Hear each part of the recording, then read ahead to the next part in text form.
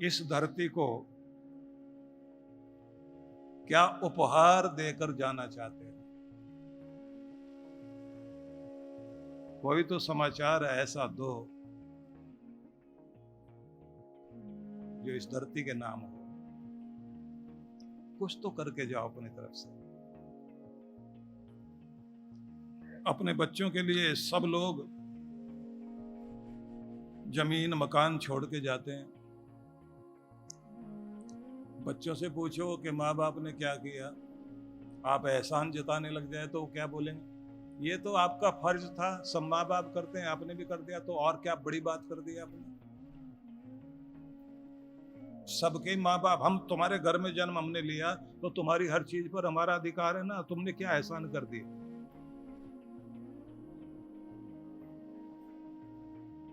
आप 10,000 करोड़ छोड़ के जाओ या 10,000 छोड़ के जाओ, उन्होंने इतना ही कहना है। ना भी कहेंगे मन में तो यही मानेंगे। किसी गरीब के लिए कुछ करके और उसे लायक बना के छोड़ के जाइए तो कम से कम कोई तो चीज आपने की है। अपनों के लिए उतना कर लो, अपनों के लिए उतना कर लो कि आपके बच्चों को जिंदगी जीने के लिए ट्रैक बनाकर, रास्ता बनाकर, आसान रास्ता बनाकर दे दीजिए, जिस पर चलते हुए वो अपनी जिंदगी को कीमती बना सके। ना तो कंधे पर बैठा करके उनको दुनिया दिखाओ, ना उनके लिए सीढ़ी बनो। कब तक सीढ़ी बन सकते हो? आगे तो अपनी जिंदगी खुद ही जीनी पड़ेगी। बड़ा अंतर है हमारे चिंतन में। मैं एक देश की साइकोलॉजी के बारे में, वहां जो चाइल्ड साइकोलॉजी है उसके बारे में पढ़ रहा था। बड़ी विचित्र बात लिखी हुई थी कि यहाँ की माँ, यूरोप का देश है, यहाँ की माँ के सामने अगर बच्चा फिसल कर गिर जाए तो माँ भागकर उठाने नहीं जाती। अब पहली लाइन पढ़ते ही मुझको लगा बड़ी निर्दयी माँ है।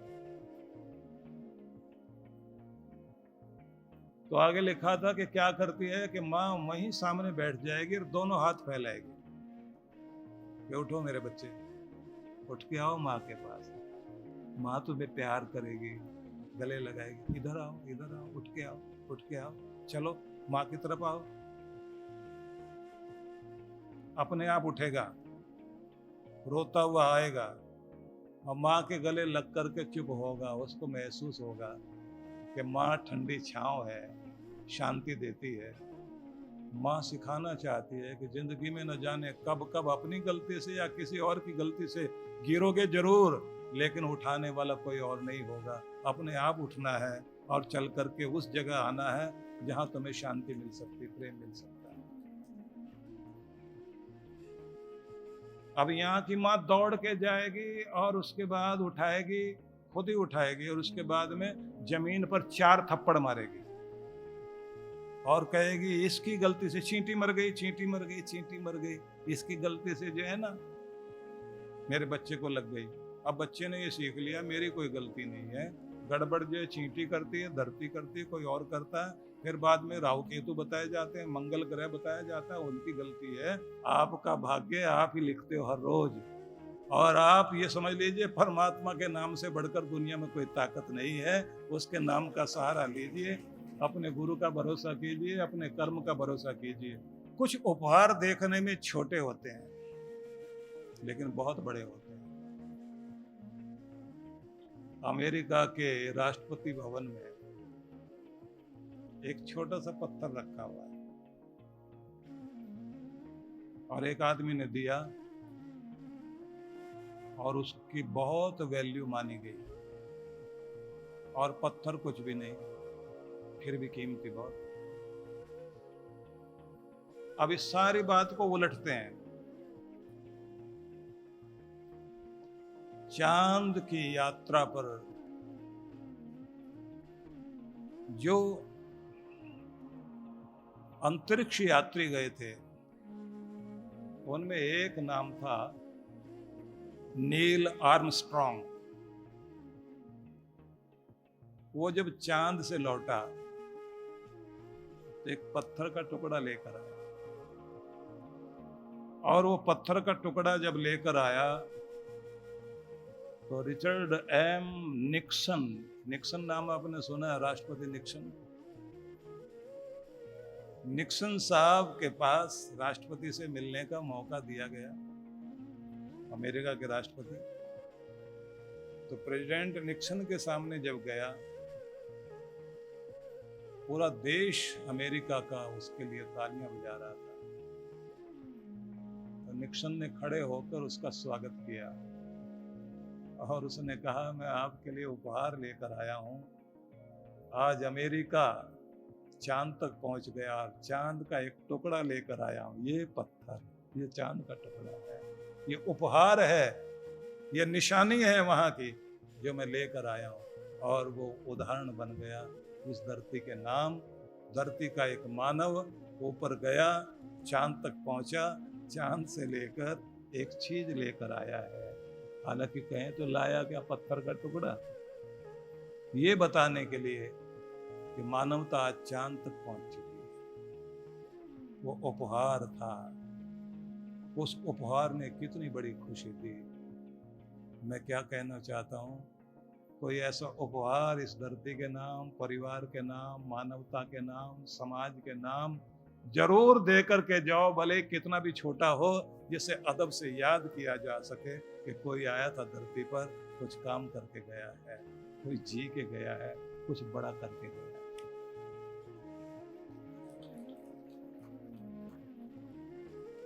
एक समाचार एक व्यक्ति ने आकर के दिया और उसके बाद जिसको समाचार सुनाया गया उसकी क्या हालत हुई होगी, कितना आनंद से भरा होगा। अब समाचार देने वाला और लेने वाला, समाचार मिला राम जी को और समाचार देने वाले हैं हनुमान जी।